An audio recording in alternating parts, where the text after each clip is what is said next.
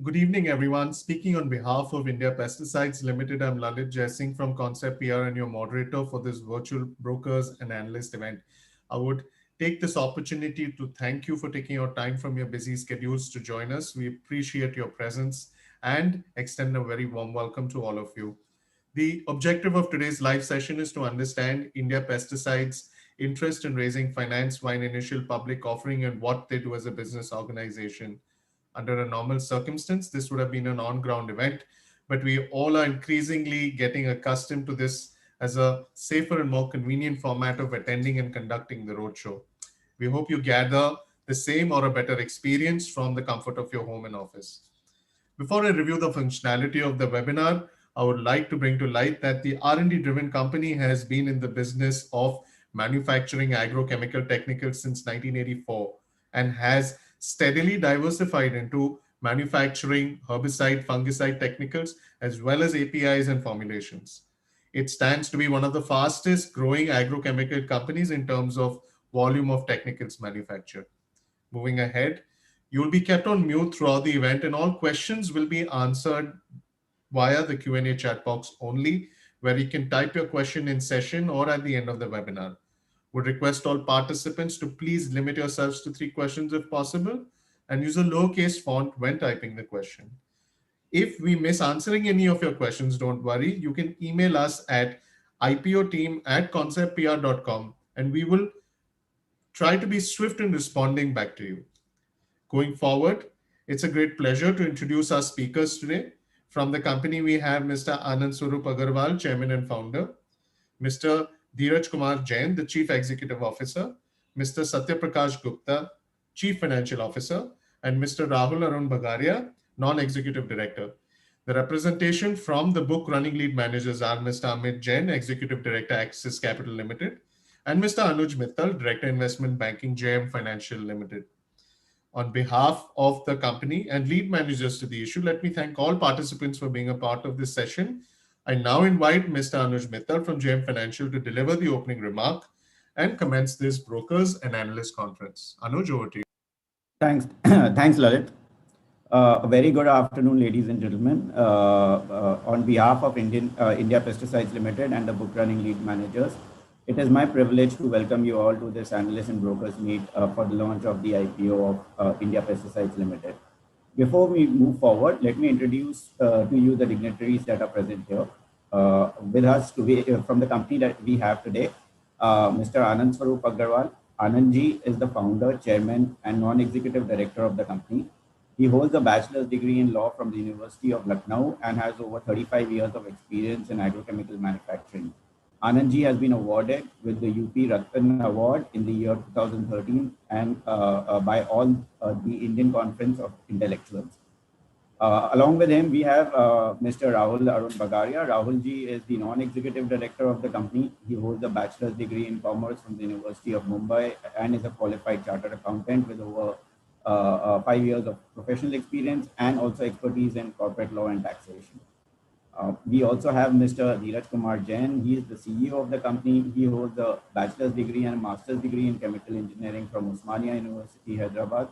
He has over 25 years of experience with IPL and has been responsible for product development, international business development, and project engineering.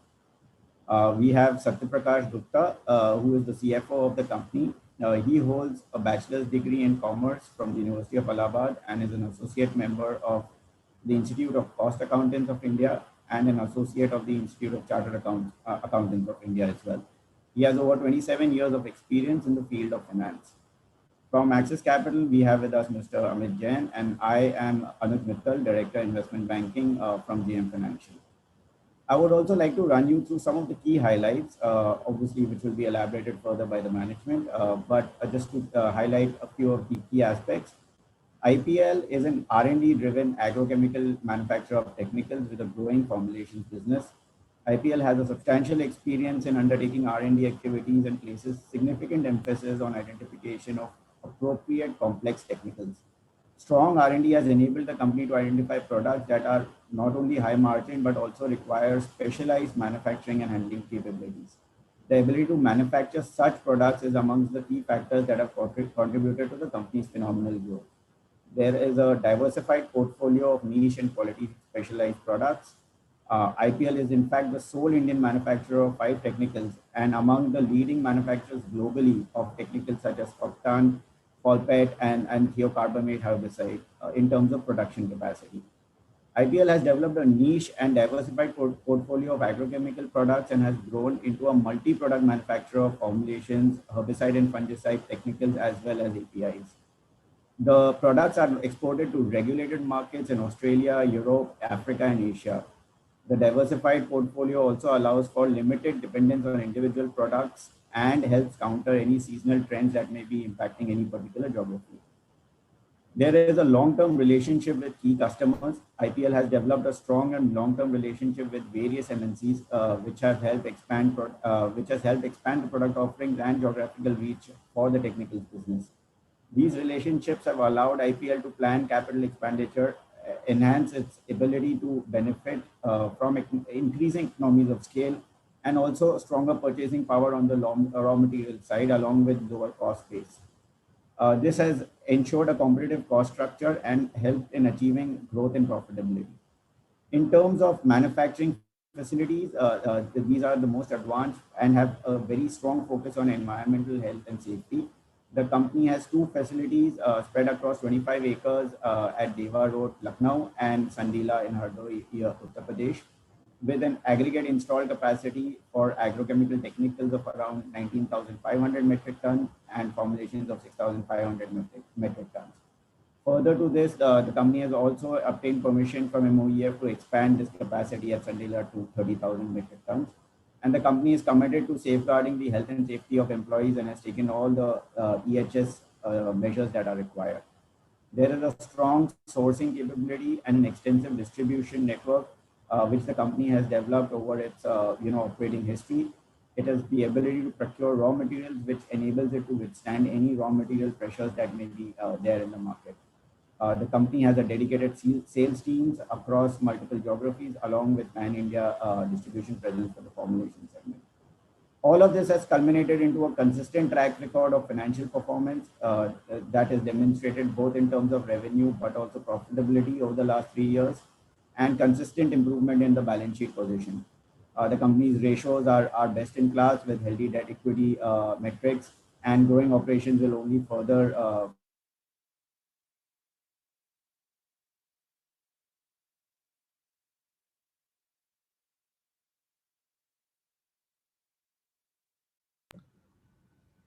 It seems that leave you with a few details on the details of the issue. Price band is from rupees 290 to 296 per share.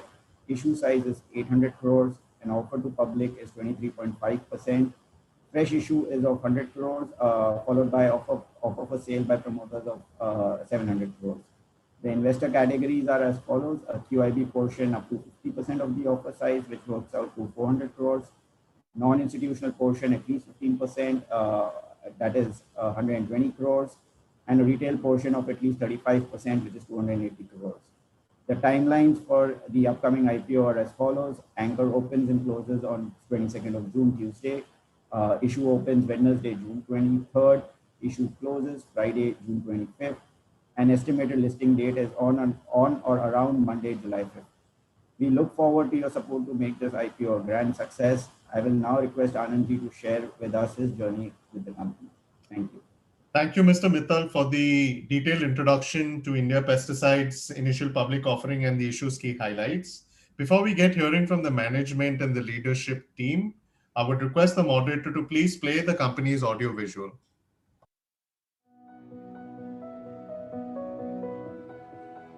With the growing global population, there is an increasing demand on the agricultural sector to produce more food on less land. India Pesticide Limited was established in 1984. We have traversed a journey spanning more than 3 decades.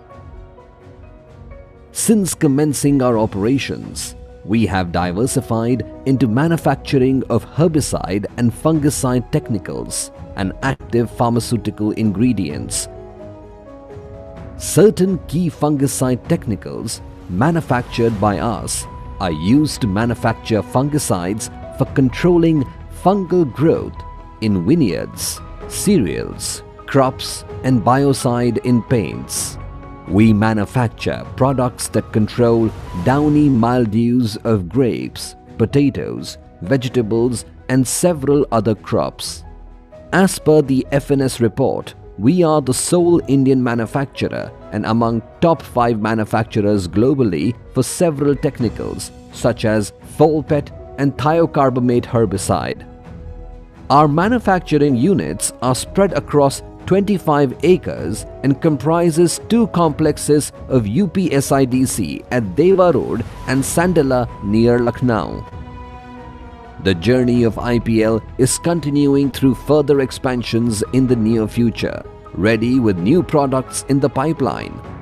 Both of our manufacturing facilities are equipped with sophisticated equipment and machinery to manufacture both technical grade products and formulations.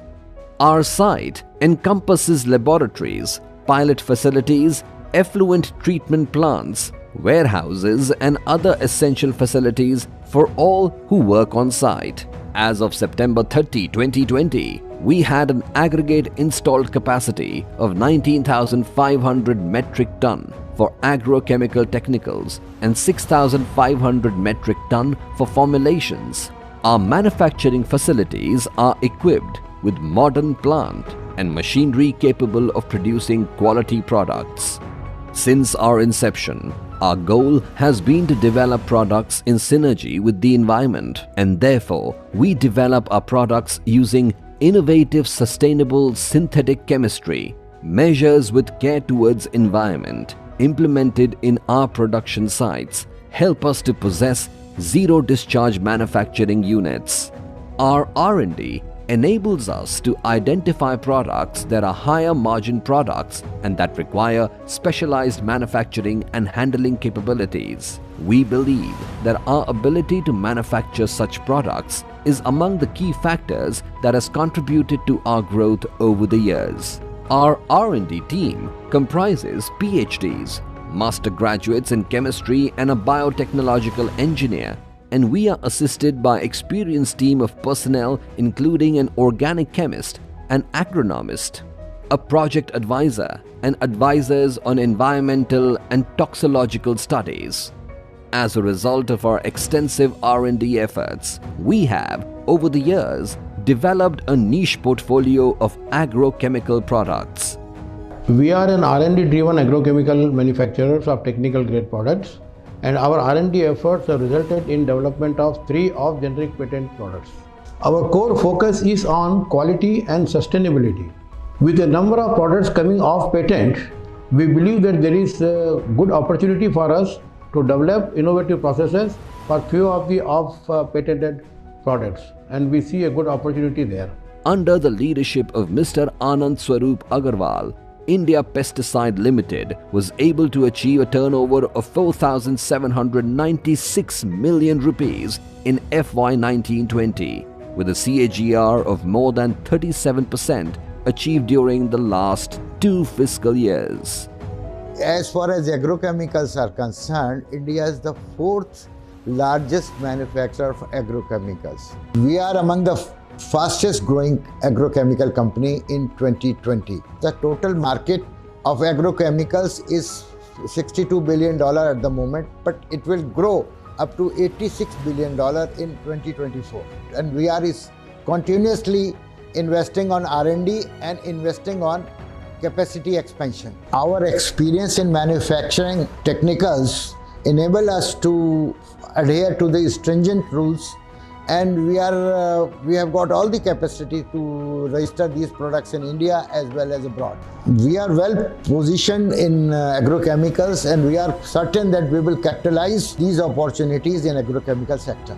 With 647 permanent employees and key customers in Europe, United States, Australia, Africa and Asia along with India, we have developed strong and long-term relationships with various multinational corporations that has helped us expand our product offerings and geographic reach for our technicals business. India Pesticide Limited.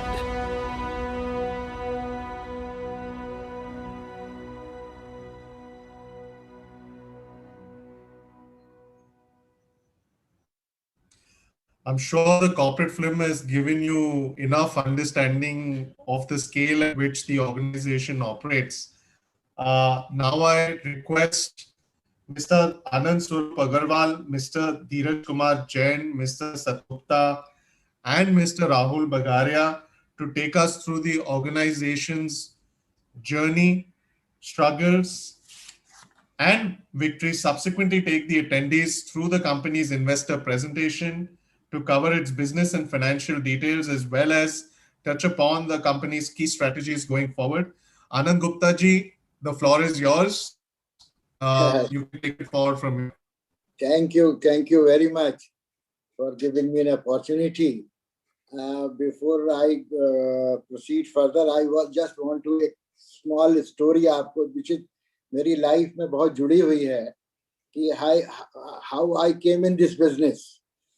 मेरे father एक छोटे से शहर के वकील थे, तो वो मुझे चाहते थे कि मैं भी वकालत करूं। तो मैंने सोच रखा था कि मुझे वकालत नहीं करनी है, मुझे बिजनेस करना है। तो एक बार ट्रेन में मैं जा रहा था, तो एक सज्जन मिले बगल वाले, और उन्होंने कहा कि बेटा तुम क्या करना चाह रहे हो लाइफ में? मैंने कहा साहब मैं बिजनेस करना चाह रहा हूँ। तो बोले क्या बिजनेस करना चाह रहे हो? तो मुझे बिजनेस के अलावा कुछ पता भी नहीं था क्या करने जा रहे हो। तो बोले कितना पैसा लगाओगे? तो मैंने कहा साहब पता नहीं, 6-7 हज़ार रुपये मेरे पिताजी से ले लूंगा। तो बोले अच्छा कोई कागज है? मैंने कहा नहीं साहब कागज तो नहीं है मेरे पास कोई। बोले अच्छा लाओ तुम हाथ में लिख देता हूँ तुम्हारे। और दाएं हाथ की उन्होंने हाथ पे मेरे लिख दिया जो भी पेस्टिसाइड, में समझ भी नहीं पाया क्या लिखा है। मैंने घर में जाके उतारा और फिर मन में मना लिया कि मैं यही काम करूंगा। In 1984, I borrowed 10,000 rupees from my father and started a small pesticide factory. You can't even call it a factory, within the courtyard of my house. And we started making BSC dust. That time it was only pesticide available in UP. And slowly, because of my quality, my reputation started growing. And my first customer was ICI, a multinational company. They reposed a lot of confidence on me, and that gave me also a lot of strength. Then we started exporting things to various countries, where I came in contact with very big companies like Roan Polong, Incinosa, Luxon. All of them, they have reposed a lot of confidence on me. Then seeing their constant demand, I put up a plant at Deva Road Industrial Area, Lucknow. Then over a period, we realized that things are moving from insecticides to fungicides. Then we discovered a lot of fungicide in our R&D, because from very beginning, R&D is my passion, and we give lot of importance to R&D. You can call it that is my domain also. So we developed those fungicide for niche markets, and I started exporting them to various countries, where I came in contact with companies like Syngenta, Arista, UPL, Foncas, Estutas. Then 2018, from fungicide, so we moved to herbicide.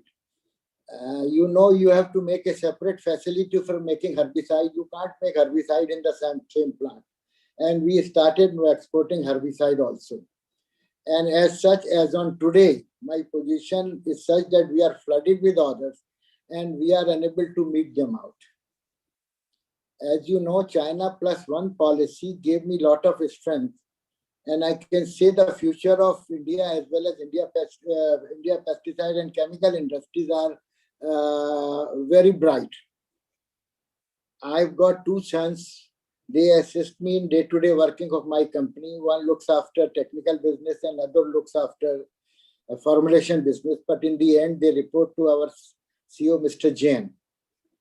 I'm really fortunate that few people met me and they have joined me and they are with me for the last 2 decades. This is a small story. I want to end up with a couplet. यूं तो अकेला ही चला था मंजिल के लिए, लोग जुड़ते गए और कारवां बनता गया. Thank you very much. Thank you, Mr. Agarwal. I would now request Mr. Rahul Bagaria, Mr. Dheeraj Kumar Jain, and SPG sir to take it forward with the investor presentation. Thanks, Lalit. Can we have the presentation, please?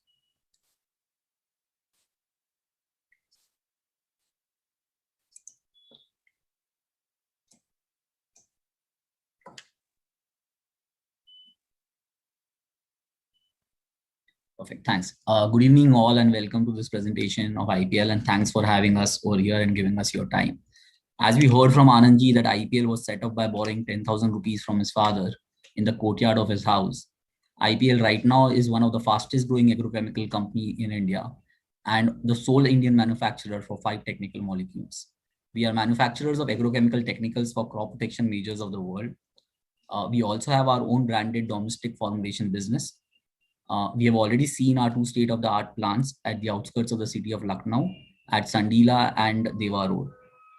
Both these facilities are backed by 2 robust labs. The goal and objective of this labs is very clear. 1, to identify newer molecules for commercialization by the company, and 2, to improve the existing yield, product, and processes of our existing products. We are presently serving a diverse set of customers. Customers like Syngenta, UPL are our long-term customers. Our top 10 customers are presently contributing close to 60% of the top line. We are presently exporting to more than 25 countries, including Australia, Europe, United States, Canada, Africa, and Asia. Approximately 60% of our revenue is also coming from exports. With focus on exports, we also have a focus of sourcing most of our raw materials from within India. Presently, 60% of our raw material demand is being met locally. In FY21, we generated a revenue of close to 640 crores. This was at a CAGR of 38%. We are maintaining an EBITDA margin of 30% and a PAT margin of 20% on a year-on-year basis. We have maintained stable ROE and ROCE at 34% and 45% in FY21.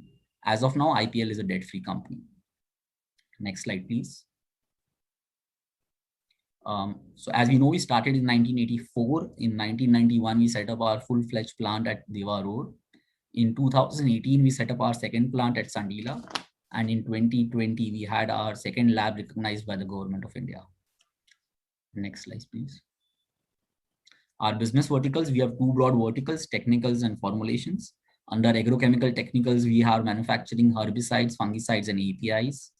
We have close to 27 agrochemical technicals registered for exports.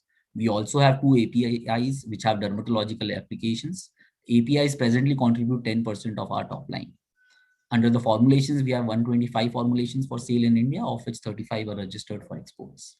Our capacities across the vertical is ever increasing, with the lion's share, of course, coming from technicals. As well as the revenue profile is concerned, approximately 80% of our revenue comes from technical vertical and balance 20% comes from formulations. Next slide, please. Next slide. As Anandji said, the market is going to touch $86 billion in 2024.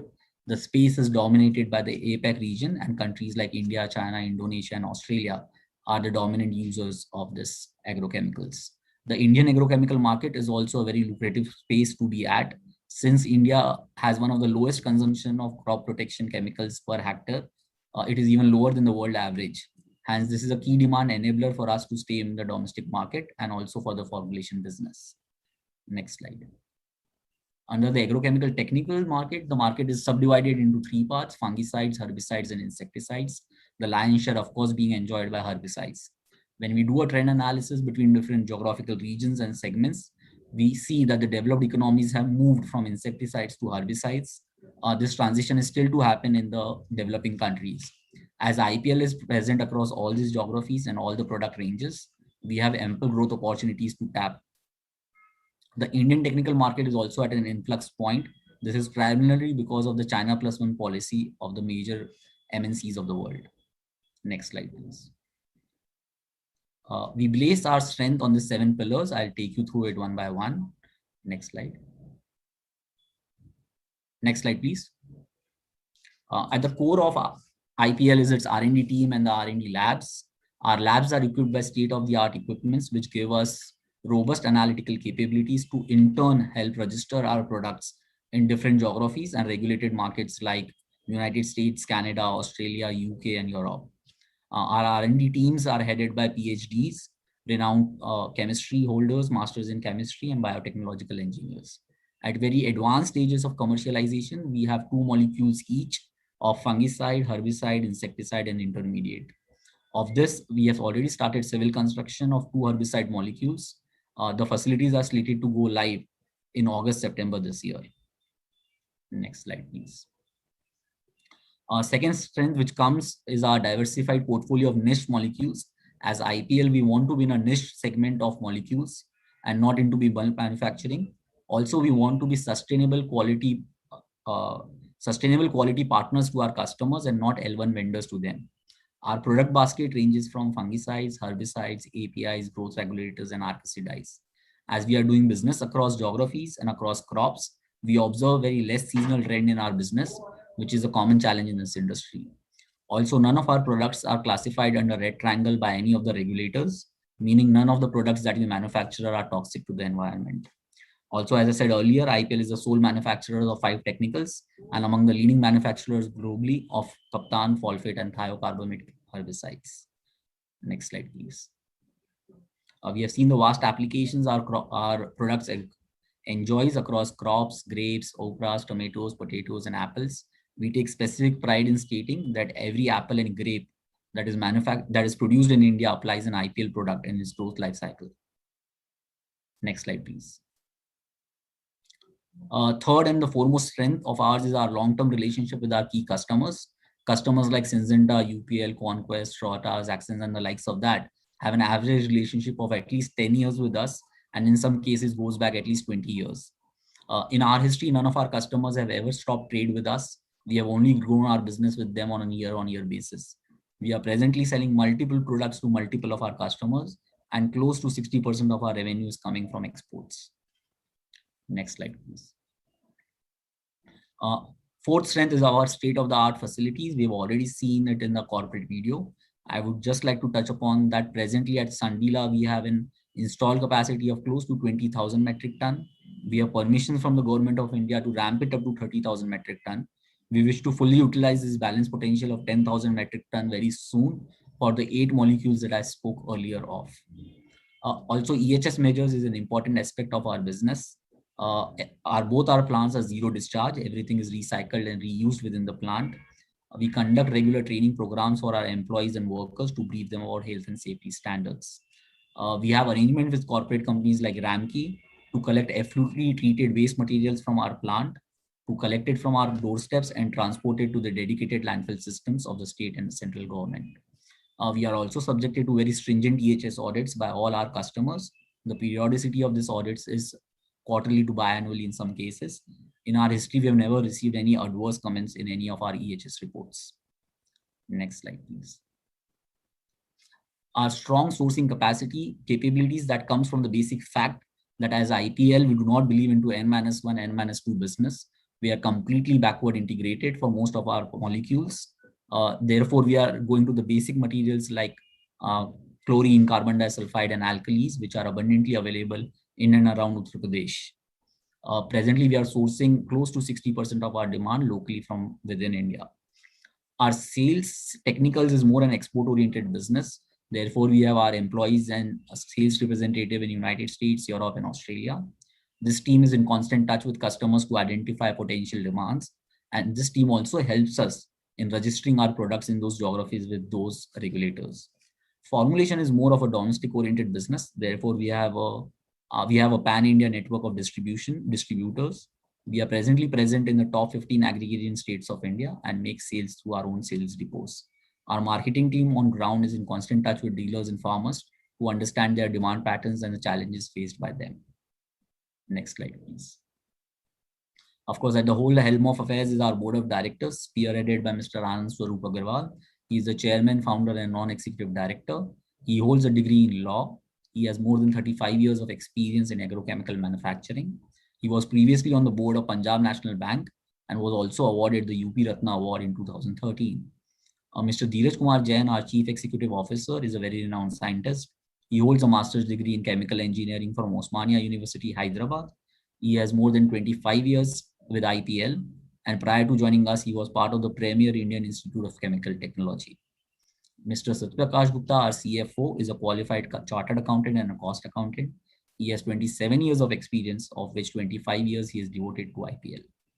On the independent side of our board, we have Mr. Adesh Kumar Gupta.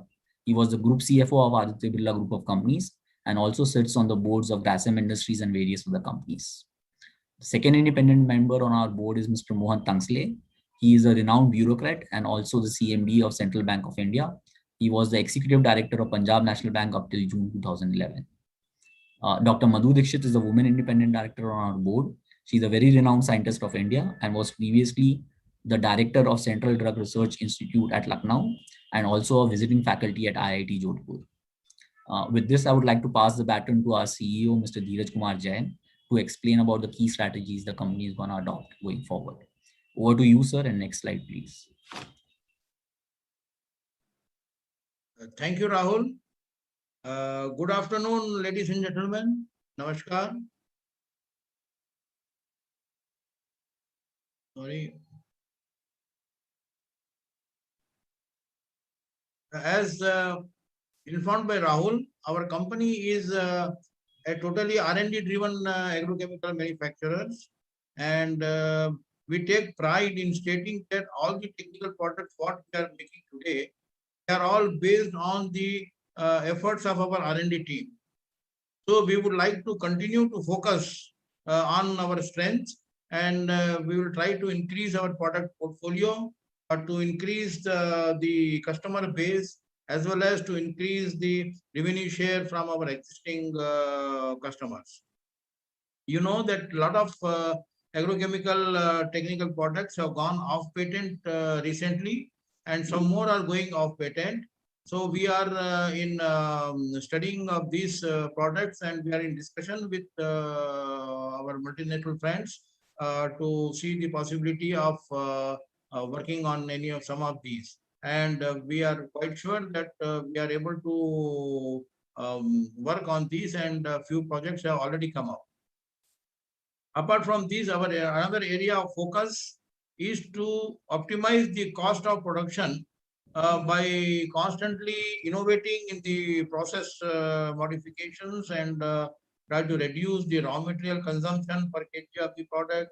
Similarly, to optimize on the energy required to produce the product, and also to reduce the effluents generated in the product, so that the overall load on environment is less. And our efforts have resulted in very good performance last year, and which have affected our financial performance also, which our CFO, Mr.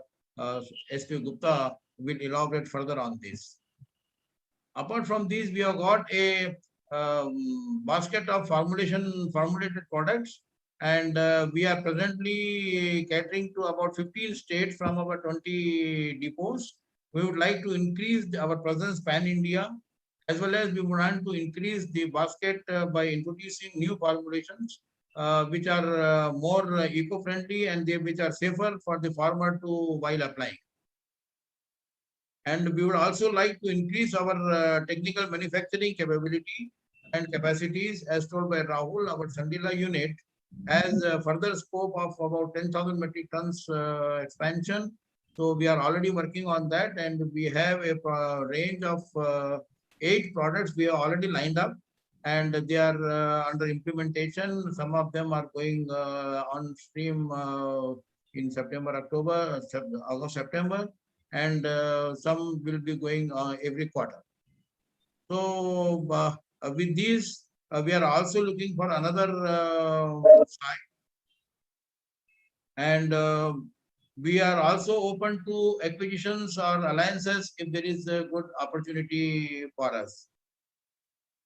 And above all, we would like to encourage the opportunity what presently India is offering to specialty chemical products and agrochemical products. The government is taking a lot of pro-industry decisions, which are quite helpful in establishing new plants. And also, there has been a significant shift in the mindset of multinational companies. They don't want to depend entirely on China for their supplies. They are looking at India as a reliable source, as an alternate source. And we are one of them, and we are in discussion with a lot of multinational companies so that we can work out a few projects with them. And we are happy to tell that our multinational companies, they are not just single product buyers from us. All of them are multi-product buyers. So that shows the confidence what they have reposed in us based on our reliability and sustainability of continuous supplies. Even during these pandemic years, we have maintained our supplies regularly to them, and this has really helped us to improve our image among the multinational companies. And we see a very good visibility for the coming years. And we feel that for not only for India pesticide, but the whole agrochemical and specialty industry has a very good future in this country. With these few words, I hand over to Mr. S.Q. Gupta, our CFO, for presenting the financials of our company. Thank you very much for giving me a patient hearing. Over to Gupta ji. Thank you, Jain sir, and good evening to all. Before presenting financial, we wish to inform that focus of India Pesticide Limited is to produce technicals with innovative process at lower cost. This has resulted in decent margin for the company. Now coming on to revenue, company's revenue have grown 38% CAGR during financial year 18 to financial year 20. Revenue has increased from 340 crore in financial year 19 to 649 crore in financial year 21. Company has increased the capacity of technical products significantly during financial year 19 to financial year 21, and the revenue from export sales has increased from 171 crore in financial year 19 to 368 crore in financial year 21. Now coming on to segmental revenue, around 79% of our revenue is contributed by technical sales and 21% is contributed by formulation sales. In financial year 19, the technical segment was contributing to around 75% of our revenue. It has increased to technical contribution has increased to 79% in financial year 21. Our profitability ratio, they are very much improving. Our EBITDA margin has remained stable between 21% in financial year 19 to 22% in financial year 20. For financial year 21, our EBITDA margin has jumped to 29%. This was possible because of economies of scale and higher yield due to the effort of our R&D, which has been explained by our CEO, Mr. D.K. Jain ji, that we have done a lot of R&D to improve the yield of our existing product this year.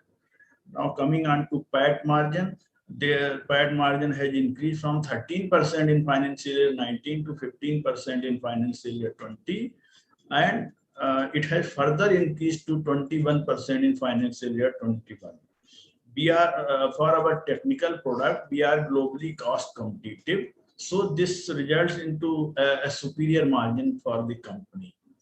Now moving to working capital cycle, it is improving. Net working capital to revenue ratio, which was 42% in financial year 19, it has improved to 33% in financial year 20. It has further improved to 32% in financial year 21. Our return ratio, they are quite encouraging. Our long-term debt is negligible. We are currently cash positive company, meaning our cash and cash equivalent, they are higher than negligible debt appearing in our balance sheet. Our gross asset turnover ratio has increased from 4.4 times in financial year 19 to 4.8 times in financial year 21. Our ROE has been consistently more than 23% in last 3 years. For financial year 19, ROE was 23.5%, and it has risen to 27.5% in financial year 20. It has further increased to 34.6% in financial year 21. ROC has been consistently more than 32% in last 3 years. This has increased from 32.3% in financial year 19 to 45.2% in financial year 21. Next, please. This is a snapshot of balance sheet of India Pesticide.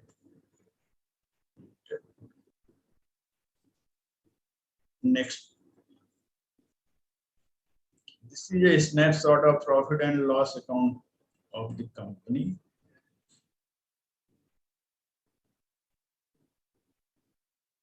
Next, please.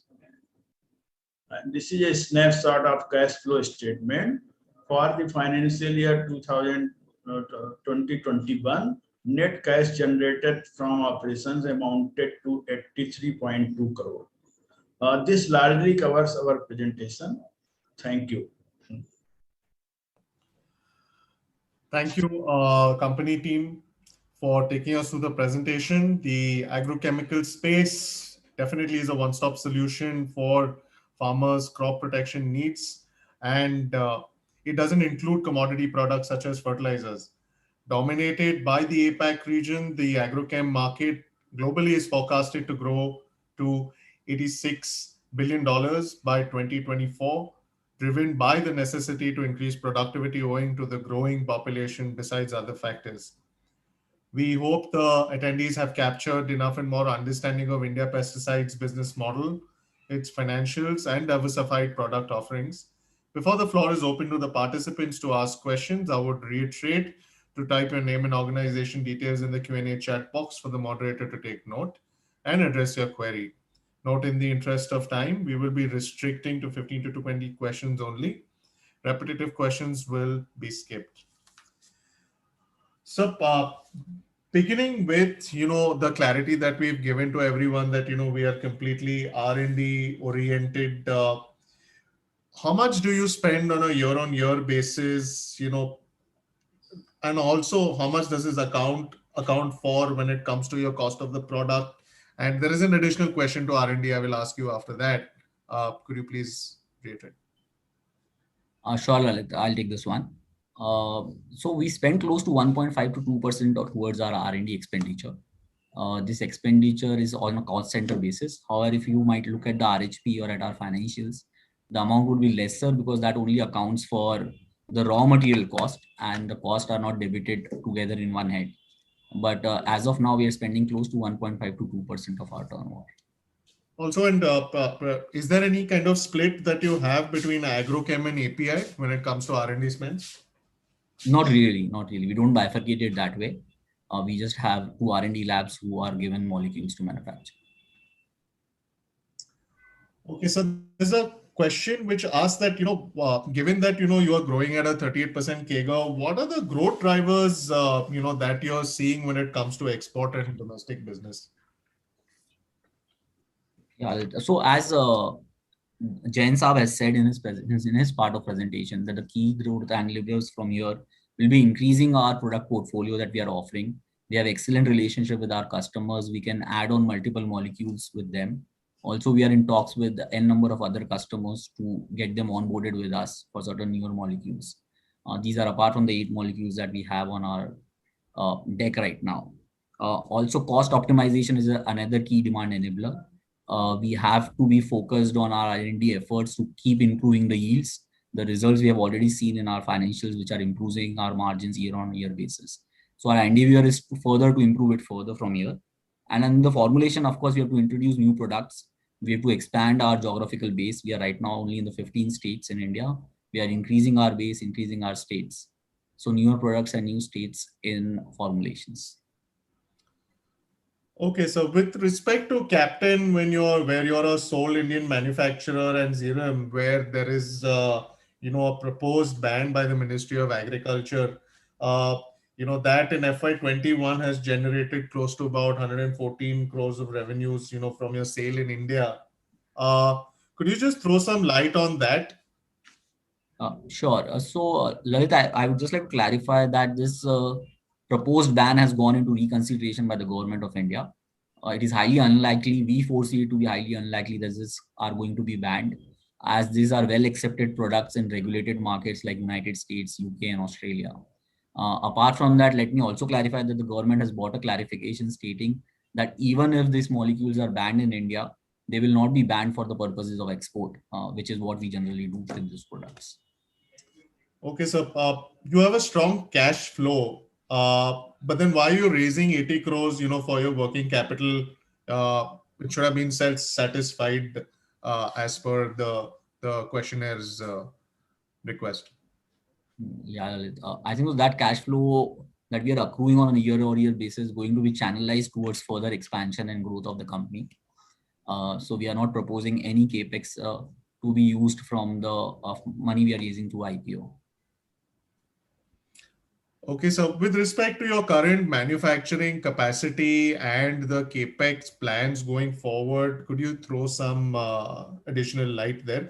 As well as, there's a question which asks that, why is your utilization in Sandila so low at the moment? I think so Jain Saab can take this up, sir.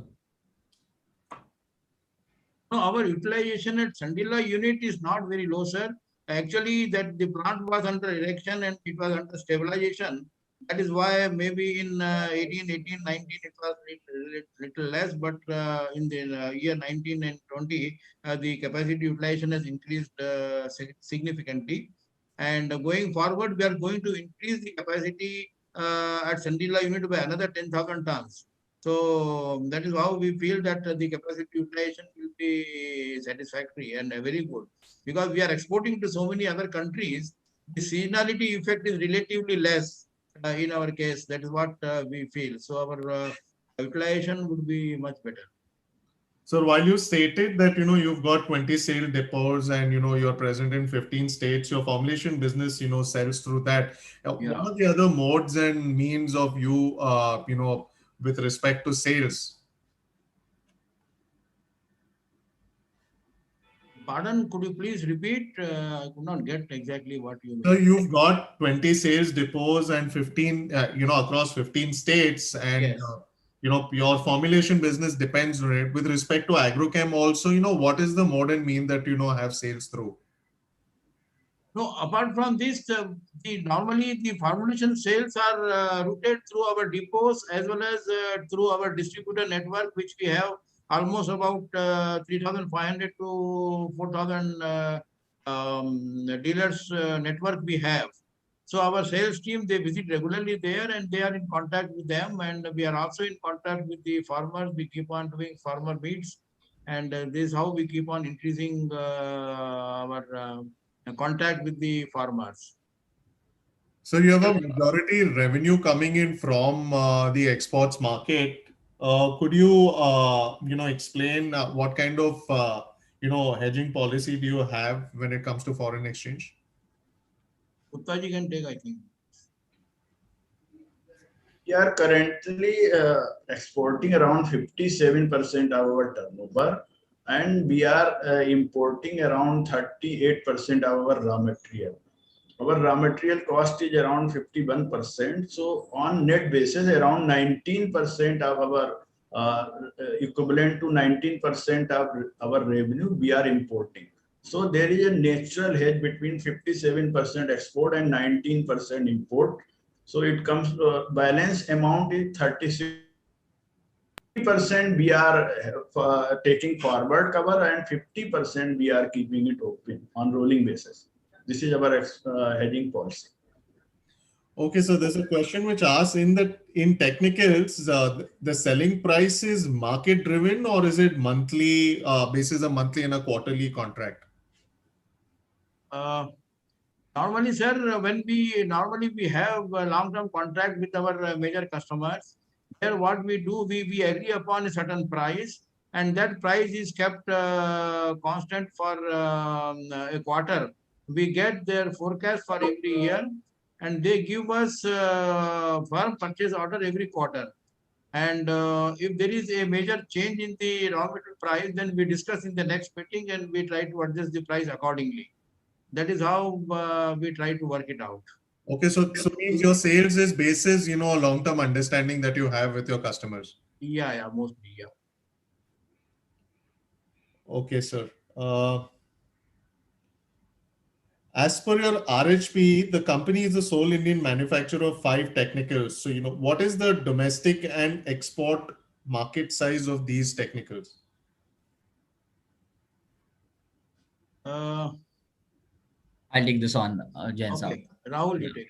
Yeah, so technicals market around, we enjoy in most of our herbicide products, approximately 25 to 30% of the market share. Okay, so there's a question which is on your asset turn. What is the asset turn for any incremental capex going forward? Could you throw some light on that? Historically, our asset turns, Lalit, have been higher. It has been close to 3.5 to 4.5 times also, as good as FY21. Going forward, we understand we might not be able to enjoy such high asset turns, but relatively it will be higher than the industry because we target, that is a factor we consider when we select a molecule before going into commercialization of those molecules. Okay, so there's a question which states that, many countries are shifting to organic farming. How would that affect your company since you do a lot of export? Are you planning to get into the biopesticide segment, if for that matter? Not right now, Lalit, for anything in biopesticides or anything of that sort. But the demand and the market for agrochemicals is far big. The demand is ever increasing. The market is going to touch $86 billion very soon, as we saw in the FNS report also. So I don't think so there is any, even if there is a good opportunity, why not? We can always venture if there is a good business. With respect to your capex, the 10,000 metric ton, expansion that is being planned, how are you planning to finance it? So the capex is going to be completely in-house. It is going to be funded by our internal cash flows. We are generating close to 100 to 150 crores of cash every year. So that is what is going to get channelized towards this additional capacity of 10,000 metric ton. Okay. With respect to your gross margins, how has the gross margins moved in the last 3 years, and could you throw some outlook on that? Where are you saving most cost in comparison to your competition? I think so. That is Mr. Jain's domain. It is his R&D team's effort that has yielded this kind of results to us. What is important is that not the selection of the molecules, but also the way we manufacture it is quite different.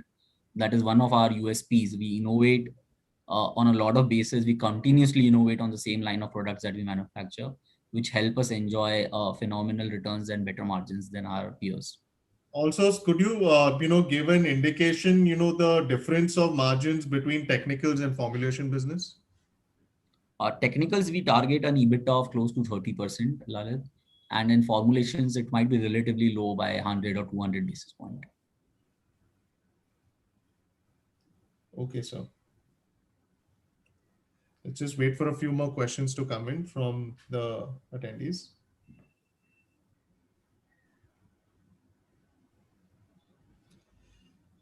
This is a question, for Anandji here with respect to succession planning. Are your sons going to get into your business, or are you going to have it a mix of, a professional and, family? Sir, question for you. Dono here, it is a mix of professionals and sons, but I give importance to professionals.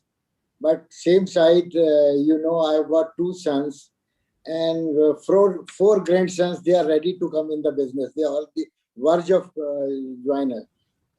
So it is a mix of both. Okay, sir. Thank you. There's a question on CapEx, which asks that, how much would you be spending for the additional 10,000 MT? That's a tricky question to answer, Lalit. We don't want to give any forward-looking statements, but I think so that we have incurred a capex of close to 70 crores in the last 3 years. I think so we'll have to phenomenally ramp it up if we have to increase this capacities going forward. Okay, so with respect to the demand for your products, is there some kind of seasonality in it? No, Lalit, I think so we enjoy very less seasonality in our business because we are doing business across geographies from Southern Hemisphere, Northern Hemisphere, Western Hemisphere, and Eastern Hemisphere. So our distribution is well enough. So if there is some slight seasonality in one business, it gets covered by another molecule or by another crop. With respect to your capacity expansion, sir, there's a question which says that close to 80 crores of the 120 crores net asset base was added in the last 3 years. For how long will this capacity expansion drive the revenue growth? No, yeah. So turnover is linked directly to our expansion. That is a fact of the business. However, our profitability improvement is not a result of capacity increase. We are always innovating and can always further innovate on our existing processes to give us better margins. But yes, a turnover is a function of our capex plans. The question with respect to competitors, sir, who are the competitors of IPL and what edge does IPL have over their peers? I think so. We have no competition in most of the molecules that we manufacture.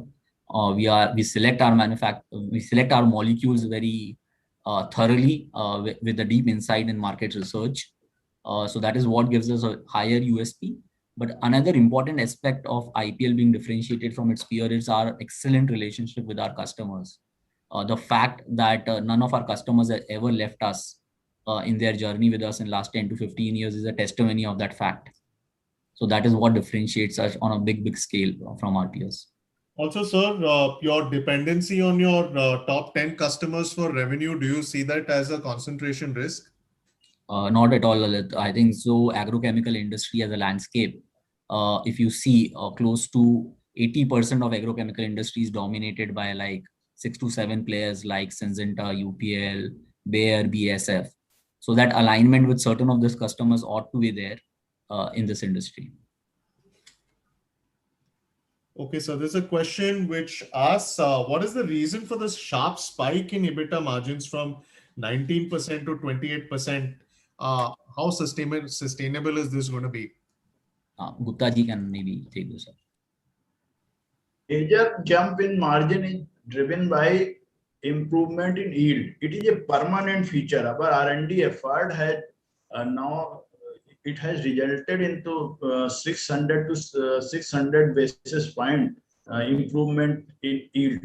So this is a permanent feature, and we are also the globally cost competitive. We are even competitive to China. So we are confident that these margin will be sustained. Okay, so with respect to the new molecules rollout, could you throw some more light there, whether they are in the technical space or in the formulation space? They are in the technical. Yeah, go ahead. In the technical space we are talking of.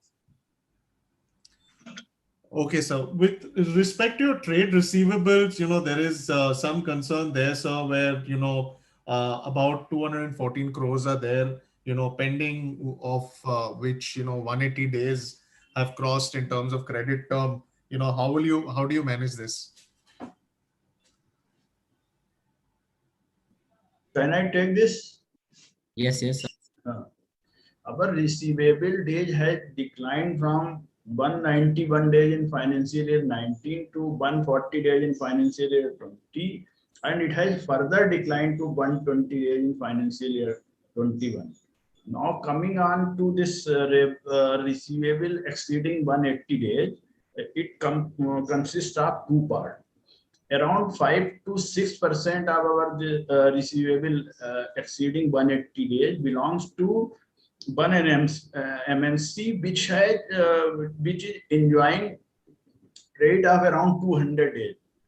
The MNC is providing LC of 180 days, and transit time from our factory to port is 20 days. So it is being included in more than 180 days. For balance around 11 to 12%, we have made sufficient provisions for our doubtful debts. So since our debtor days have declined very much, so I think quality of our receivables is quite good. Okay, so how many of your technicals fall under the red triangle space, sir? None? Technical, none, sir, none. We don't manufacture any technical which is in red category. Okay, so there's a question which asks, can the NWC further reduce from 32%? Pardon? Sure, Lalitji. Lalit, I think the endeavor is to reduce it further. We want to bring our receivables, we wanted to bring around 90 to 120 days. So that is what the endeavor is. We have been constantly being focused on reducing our net working capital requirements. There's a question which asks, how do you choose which molecule would be more profitable or scalable? See, we select molecules. Normally what happens, we have regular discussions with our customers. They visit us and we go to the conferences, we attend a lot of international exhibitions, etc. There we meet all the people. And during discussions, we try to zero out some products.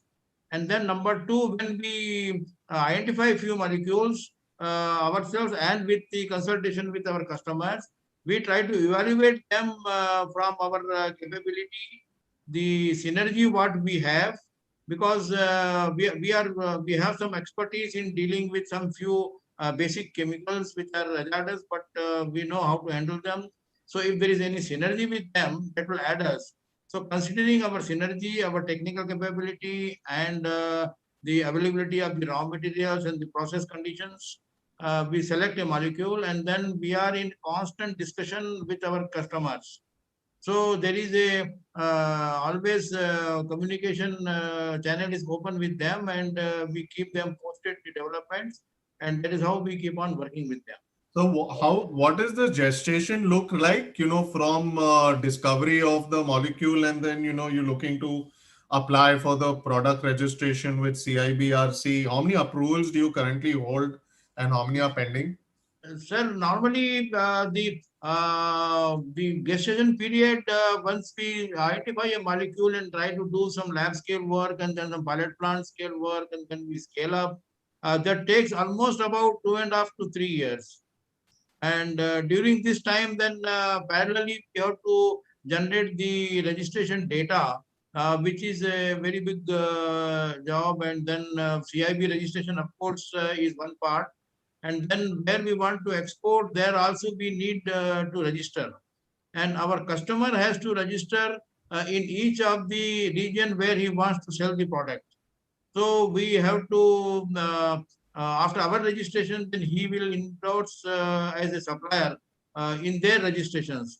So all this facility and this procedure takes almost 3.5 years, sir, before we can have any business. That is how it starts. So it is a long gestation period business, but it goes on. Yeah, and once they are with us, then they are there with us for quite some time, because they also spend a lot of money in registering us as a source. So once they do that, then there is a long partnership which continues for 5, 10, 15 years. Thank you, sir. There's a question which asks, what will be the promoter's stake after the IPO? On a fully diluted basis, Lalit, they will be holding close to 76% of the company. Okay, sir. What is your current asset turnover ratio? It is around 4.5% per our financial year 21, but it is slightly on higher side when we have changed from Ind GAAP to the current accounting system. There are 40 crore of depreciation was knocked off. So the denominator was changed. Otherwise, it is around 3.5 times. Considering this adjustment, it is 3.5 times. Okay, so this question relates to the valuation. It states that, there's been a private placement which recently happened at 33.7 rupees. And however, the IPO price band is significantly higher. If you could kindly explain this.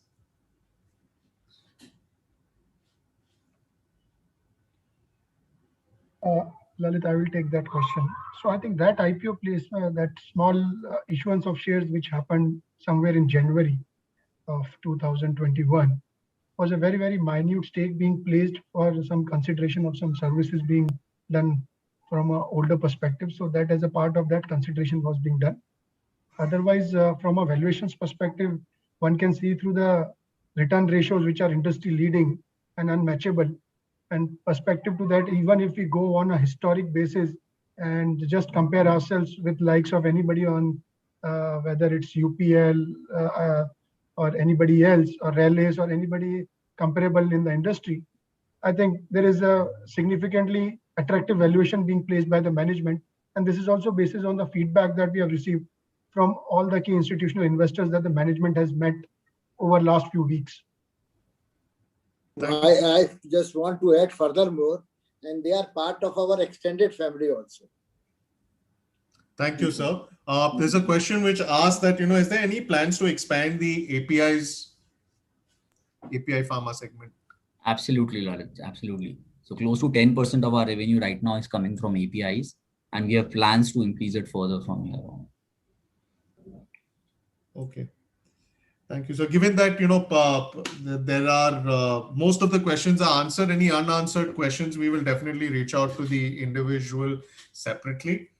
We hope the attendees have captured enough and more understanding about the company, its leadership and its future potential. I would now like to call upon Mr. Amit Jain from Axis Capital to make the closing speech before we end today's webinar. Amit, over to you. Thanks, Lalit. And thank you all, everybody, for your patient hearing. And I'm sure you are equally enlightened and equally enthused by the India pesticide story, particularly how Anandji started this and where the management under DK Jain Saab leadership is going through. So I would like to thank you all for your time today. And it was a great pleasure to have you on hearing this in a story patiently. Just want to like to reiterate the deal aspects for you all. The issue is opening on 23rd of June and closing on 25th of June. And the price band has been fixed at rupees 290 to 296 rupees per share. I would like to request you all to take this story to all your investors and look forward for your wholehearted support for the IPO. Thanks a lot.